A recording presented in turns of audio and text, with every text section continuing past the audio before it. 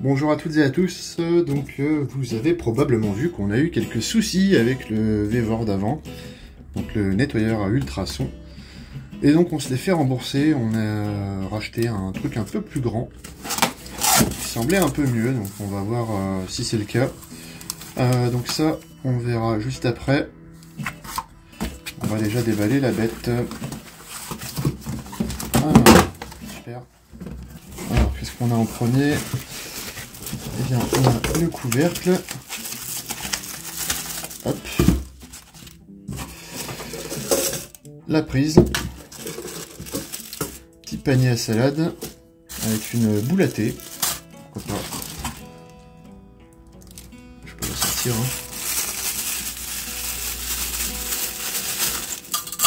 On va tenter. Donc ça peut être très bien pour les petites pièces. Et on a le bac à ultrasons, donc déjà, qu'est-ce qu'on remarque? Il n'y a pas le petit robinet qu'il y avait sur l'image à la base, donc je suis un peu dégoûté. Ouais. Et puis là on dirait qu'il y a un petit point de rouille, je sais pas ce que c'est que ce truc, je sais pas si c'est de la saleté. Puis là on dirait que c'est un peu décollé ici, je sais pas si c'est normal, peut-être que c'est pas super vissé. Probablement pas bien grave. Par contre là, j'ai l'impression que là par contre c'est mieux foutu, il y a des joints. Je sais pas si on voit bien. Il y a des joints, en fait du coup l'eau elle peut pas passer du bac, d'ici l'intérieur. Voilà. Donc si je me trompe pas, on a 2 litres, je crois. Et pour l'autre, on avait à peu près 2 fois moins. Donc c'est pareil, on peut restaurer avec. Ah, il y a encore de la flotte là-dedans. Super cool. Voilà, donc ce que je disais, c'est que là, le bac, eh ben, la flotte, elle pouvait passer de là à là sans aucun problème. Et c'est peut-être à cause de ça qu'on a eu un court jus. Donc nous, on va tester celui-ci plutôt, vu que celui-ci ne marche pas. Et puis je vous reprends à ce moment-là. Voilà, donc on l'a monté, on l'a rempli, on a appuyé sur le petit bouton derrière pour le lancer, mais on l'a pas encore lancé. Donc qu'est-ce qu'on nous dit? Alors la base, le principe de base de l'huile du nettoyeur ultrason. Donc énergie ultrason 40, je connais pas cette mesure. Donc ça on avait déjà expliqué, avec des millions de bulles microscopiques, blablabla, avec une solution qui nettoie les cavités, tout ce qui est sale, blablabla. Donc faire attention de bien vérifier le branchement, que c'est bien connecté, qu'on n'a pas dépassé. Que voilà, c'est bien sur la position haut qui est derrière avant de le lancer, enfin de le brancher. Jamais lancer le bac quand il est vide, ce qui paraît logique. Attention à la chaleur. Pas plus de 2/3 de flotte. Alors nous on l'a rempli à... donc c'est marqué 2 litres, on a mis 1,5 litre. Donc on arrive pile au max.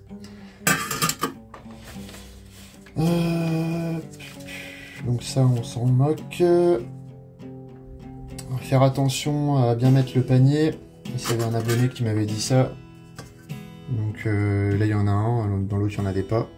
C'est vrai que c'est un peu plus logique. Il me disait de pas mettre les objets directement au fond du bac. Alors là, l'eau, blablabla. Faire attention à l'environnement dans lequel vous le mettez. Attention au changement de température. Donc là, c'est tout en anglais, comme d'hab. Il n'y a rien en français. Là, on a, ce qui vient, c'est qu'on n'a même pas le manuel de celui qu'on a. Ah, il y en a plusieurs. Ouais.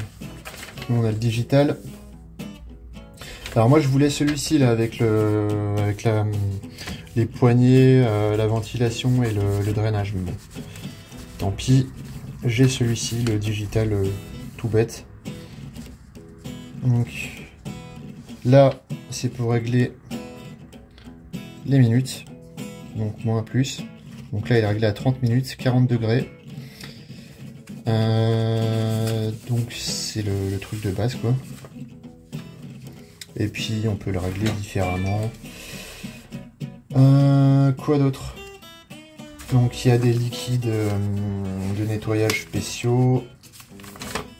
La maintenance. Là c'est selon les modèles le timer.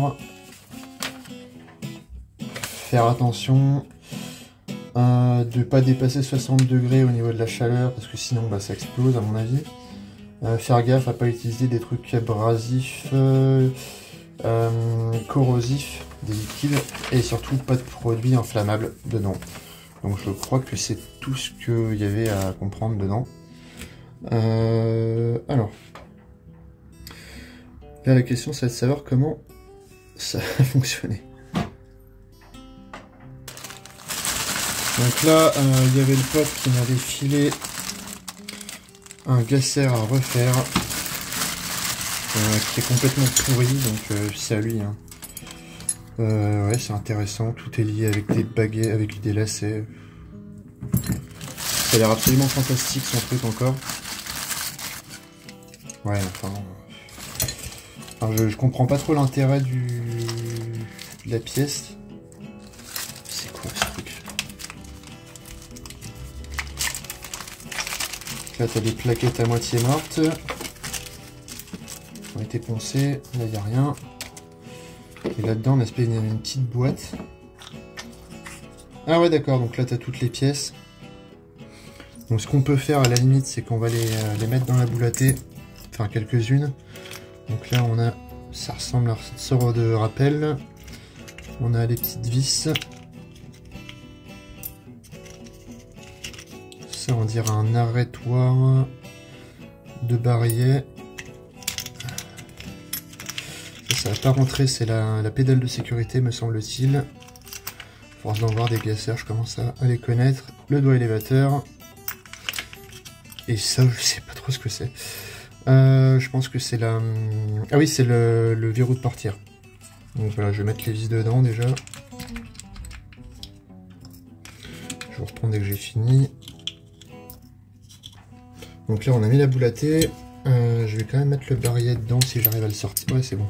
Donc on a la laxe. On a notre barillet. On va déjà tester ces pièces-là. Donc c'est un gasser court, carcasse fermée, 5 coups. Il n'y a pas de marquage, il n'y a rien, comme d'hab. Donc on va le lancer, hein, on va voir ce que ça donne. Donc c'est parti. Et on va le laisser là pendant, 30 minutes. Voir ce que ça donne. Voilà, on a rajouté un petit peu de bicarbonate de soude pour voir ce que ça donne. Voilà, donc on l'a laissé une demi-heure à 40 degrés. Vous voyez quand même qu'il y a pas mal de saloperie qui est ressortie puisqu'on voit plus rien. Donc là, on va le relancer. J'ai mis un tout petit peu de lessive de soude. Et puis ben, on va retenter pour une demi-heure avec la lessive de soude. Ça risque de taper un peu fort. Ça peut être sympa.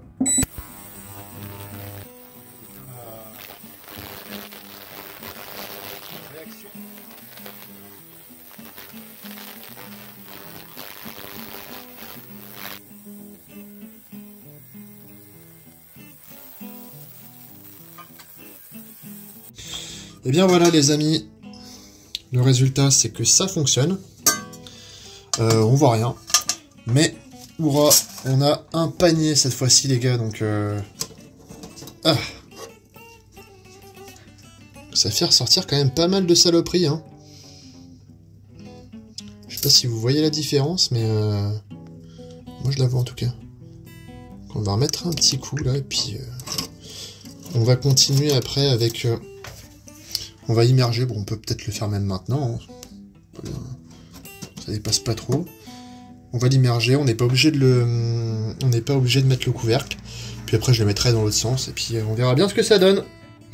Allez go, parti pour combien de temps? On va mettre Une petite demi-heure. C'est parti! Voilà, donc on va regarder ce que ça donne. Et là, on voit que toute la rouille localisée du canon est en train de se faire la malle. Donc, ce qui veut dire que si on fout un coup de brosse laiton, on a toute la rouille qui va dégager. Très très nettement, et encore mieux que si on avait passé une heure avec du papier de verre ou du papier emery ou peu importe. Là, vraiment, tout se barre. Comme par magie. Et là, à mon avis, il faudra même pas une seconde pour que si je le foute dedans et que je le relance, j'ai des bulles de rouille qui remontent à la surface. Donc on va faire un test. Tac.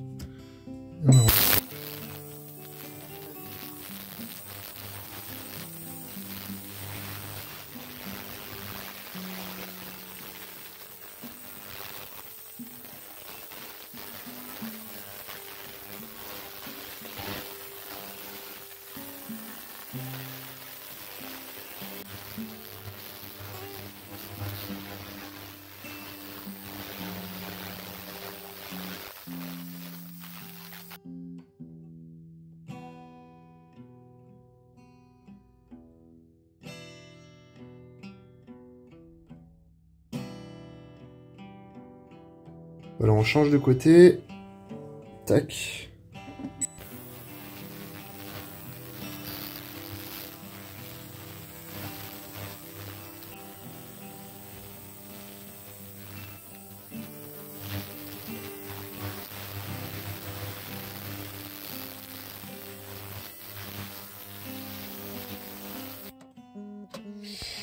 Voilà, donc on a terminé, et en fait, ben, ça nous fait un résultat, ça nous donne un résultat encore meilleur que si on l'avait poncé manuellement pendant des heures. Et c'est vraiment assez incroyable, à vrai dire. Donc là, ce qu'on va faire, c'est qu'on va tout sortir. On va nettoyer le bac à ultrasons. Et on va fignoler donc à l'intérieur le canon et le reste avec la méthode habituelle. Donc brosse laiton, WD-40 et le reste. Mais là c'est vraiment incroyable quoi. Enfin, le résultat c'est comme si on avait du vinaigre blanc. Mais voilà, pas de produits chimiques, pas de saleté. Donc là je vais sortir. Ah, problème avec le bac.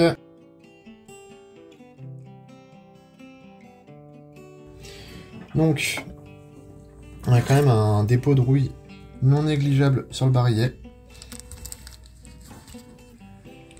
Mais ça dégage assez rapidement. Pareil pour le pontet. En fait, on va tout sortir directement, toutes les pièces. On va les poser là-dessus. Hop.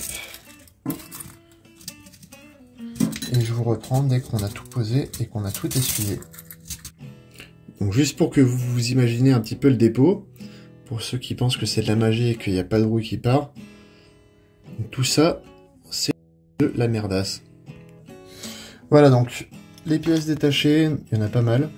Vis, ressorts et compagnie sont pas mal. On va passer un coup de WD-40, je sais pas. Hop.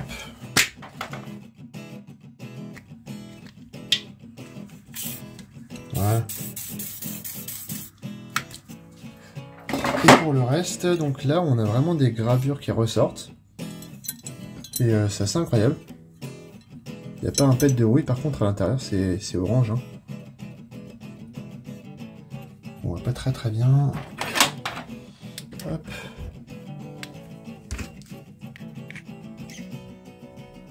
Oh, rien du tout.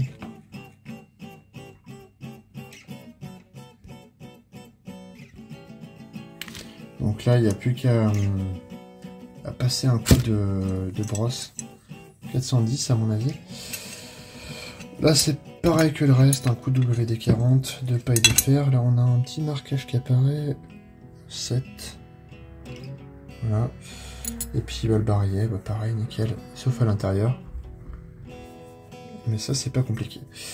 Donc là, le délire, ça va être de retenter un petit peu ces plaquettes-là. passer un coup d'huile de lin et puis après ça sera du Lego, hein, on va essayer de le remonter ensemble. Voilà.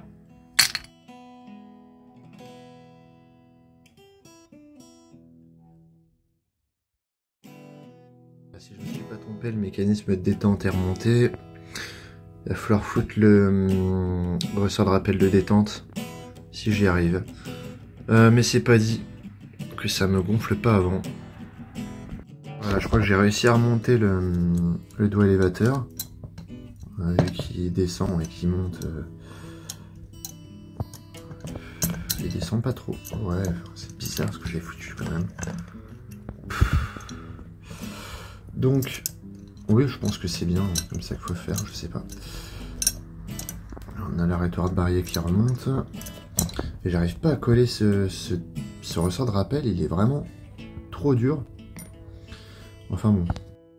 Voilà, donc j'ai bien galéré pour le mécanisme du doigt élévateur. Donc là on est bon. Par contre, le doigt élévateur, bah, il est trop court. Donc en gros il arrive il arrive pas jusqu'à la queue de détente, donc ça me saoule un peu. J'ai essayé d'en prendre un autre, mais il faudrait l'usiner, qui était sur un autre de tes gassers, enfin tu m'avais offert, mais que je vais probablement te refiler également, je sais pas trop. Ça, voilà, donc ça, elle mérite de fonctionner, mais je suis pas au bout de mes peines parce que regarde le percuteur, c'est vraiment parce que je suis sympa. J'en dis pas plus. J'essaie de terminer ça. Enfin, je cale maintenant ça et ta pédale de sécurité sur le côté.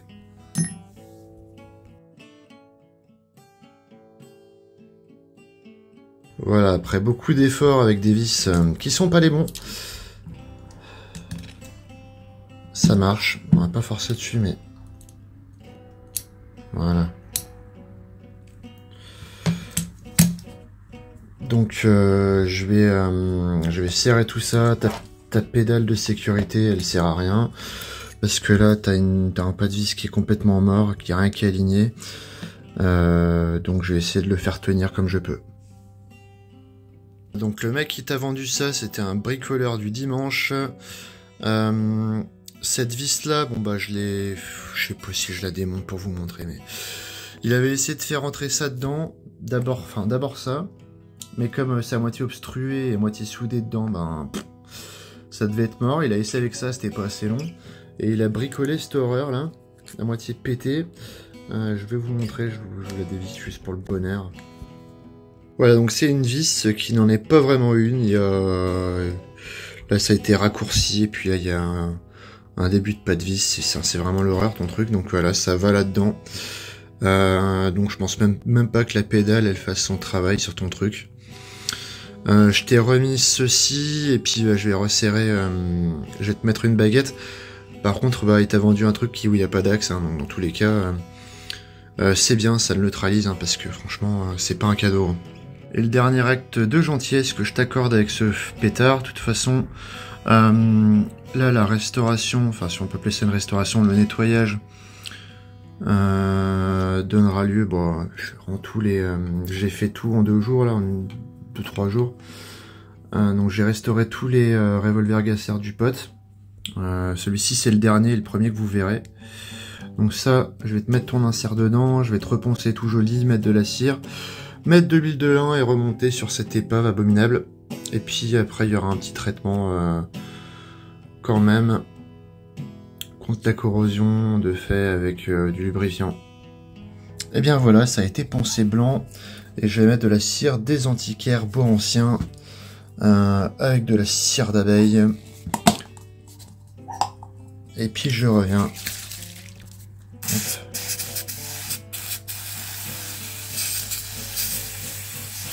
Puis je vais laisser ça comme ça pendant une belle demi-heure, une bonne heure à mon avis. On consomme donc ici les plaquettes, je suis quand même sympa, hein, cirées avec de la cire des antiquaires, Bois ancien à base de cire d'abeille. Et puis... donc il y a cette petite insert que je vais mettre dedans. Ça c'est un ressort rappel d'un autre de tes gacères que tu vas récupérer. Hein, puis, je te refile même celui que tu m'avais passé, je pense. Voilà, donc ça c'est des vis qui servent à rien. Ça c'est ton ressort de rappel de détente qui est trop court, donc qui sert à rien. T'as pas d'axe. Donc voilà. Le ressort, je l'ai mis comme il fallait. Si vous voyez une photo passer où c'est à l'envers, c'était une blague. Et puis enfin, ben, je vais tout simplement passer un coup de brosse laiton pour terminer de virer la rouille, surtout dans les coins là. Parce que le bac et le traçon, en fait, il décroche, mais il vire pas non plus complètement. Ensuite, ensuite quoi, ben... Je vais te nettoyer quand même le canon et les chambres parce que je suis très gentil. Et après, lubrification, remontage. Et au revoir à tous tes gacères. Et puis, bien, vous aurez une playlist très longue sur les gacères, mais peu enjouée parce que surtout celui-ci, là, il m'a bien gonflé. C'était le dernier que je faisais de gacères. Et franchement, je pense pas que j'aurais envie d'en revoir de ces trucs-là.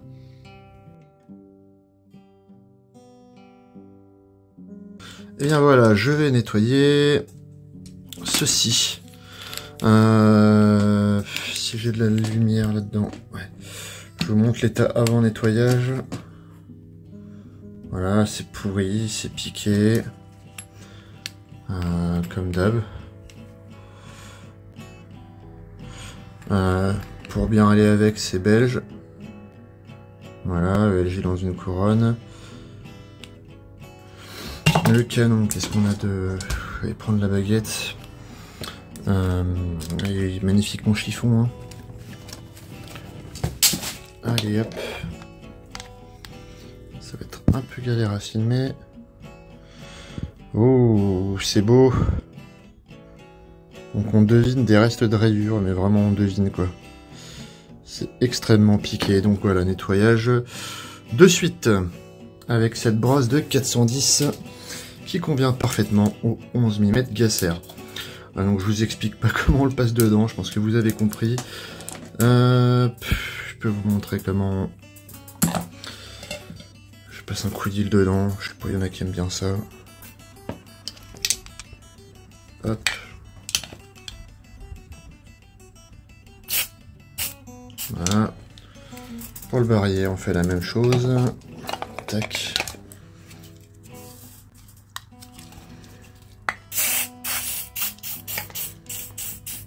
Et voilà, donc celui-ci, c'est un modèle court, 5 coups, carcasse fermée, avec des décorations artisanales, et quasiment aucune pièce d'origine, visiblement. Donc je reprends la caméra une fois que le nettoyage a été terminé. Voilà, j'ai jamais vu un truc pareil, il dégueule de la rouille en fait. J'ai pas de mots en fait, c'est rouge quoi, c'est... Il est tellement pourri à l'intérieur que je pourrais y passer 6 heures et qu'à mon avis, ça je l'avais nettoyé, vous voyez, mais là ça... Je sais pas qu'est-ce qui s'est passé là-dedans, mais vaut mieux pas savoir. Le mec qui t'a fait le percuteur, enfin qui a fait le percuteur, bah il est mauvais parce qu'il dépasse même pas en fait. À la battue, ni rien du tout.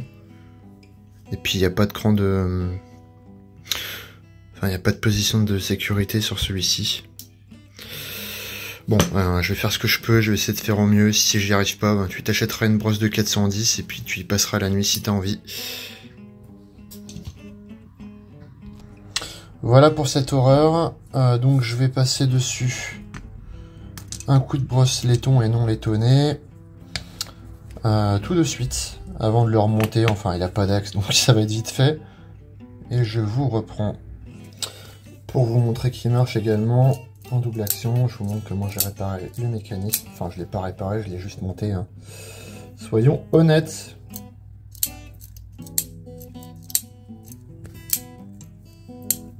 Donc il faut d'abord un peu appuyer sur le chien. Et ensuite ça va tout seul. Voilà. C'est percute bien. Hein.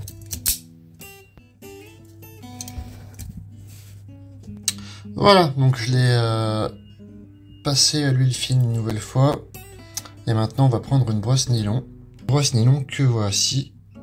Et donc là, l'idée, c'est d'aller dans les petits coins, dans les recoins, pour dégager toute la saleté que j'aurais laissée notamment.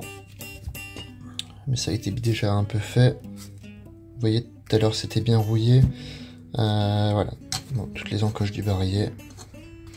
Donc ça, pareil, je le fais hors caméra, je remonte le tout, et puis on finit les plaquettes, on remonte, on lubrifie, et on aura enfin fini. Et voilà qui est fait. Donc on reviendra sur les marquages, mais il y a un marquage belge, il y a un marquage 22 sur toutes les pièces, donc ça c'est quand même bon signe. Et les plaquettes travaillent comme il faut. Voilà, les plaquettes, passage à l'huile de lin, ça boit assez vite, de toute façon pareil, hein, là. Alors là ça a été recollé, il a fallu que je remette l'insert, ça a été poncé abusivement plutôt, ça serait peut-être mieux. Il y a un reste de quadrillage, j'y ai pas touché, je t'ai passé de la cire, je te remets un peu d'huile de lin toutes les demi-heures parce que je suis très gentil visiblement. T'as pas d'anneau de calotte me semble-t-il. Ça j'étais sûr d'en avoir vu un pourtant. Bon, j'ai remis une couche d'huile de lin, j'ai regroupé les pièces qui restaient, donc il y a bien pas d'anneau de calotte. Voilà, je vais passer 2-3 couches encore pour que ce soit joli et puis j'arrête là. Hein. Et le voici remonté. Bon, t'as vu l'axe? T'as eu peur, hein? Puisque vous l'avez bien vu, je l'avais nettoyé au bac à ultrasons, mais il était resté dedans. Par contre, il n'y a bien pas d'anneau de calotte. Bon, là, qu'est-ce qui va se passer? Ça va être très simple. C'est la toute dernière étape, puisque je vais lubrifier ton pétard. Chute de bombe. Toujours pareil, enfin comme 3 en 1. Alors normalement, aujourd'hui, je t'ai fait encore ton Clément, mais je suis crevé, ce truc-là, ça m'a pris... une journée entière, ça c'est sûr. Donc voilà, j'étale le lubrifiant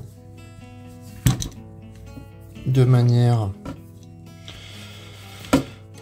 à le protéger pour le stockage. C'est pareil. Donc ouais, tu vois, ça accroche pas en simple action et puis le barillet tourne pas.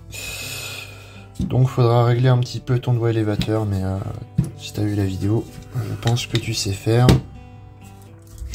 Je t'ai mis un schéma dans la vidéo, tu mets pause, tu fais une impression écran et tu l'imprimes. Voilà.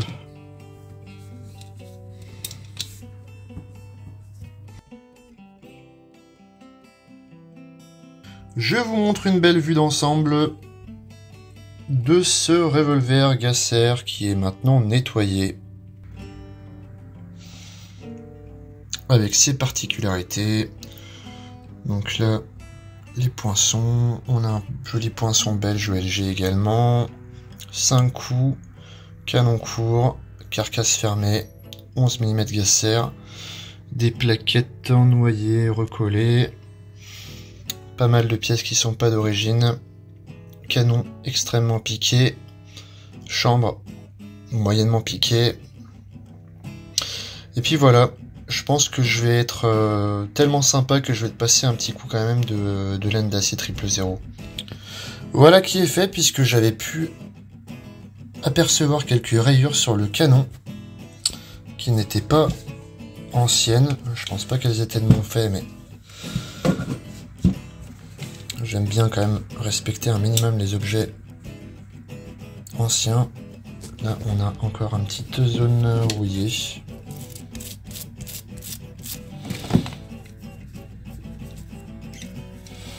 Voilà. Donc je vous fais 2 belles photos, j'en mets une au début de la vidéo, une à la fin. Et je vous laisse. J'espère que la vidéo vous aura plu. Je vous souhaite une belle journée à toutes et à tous.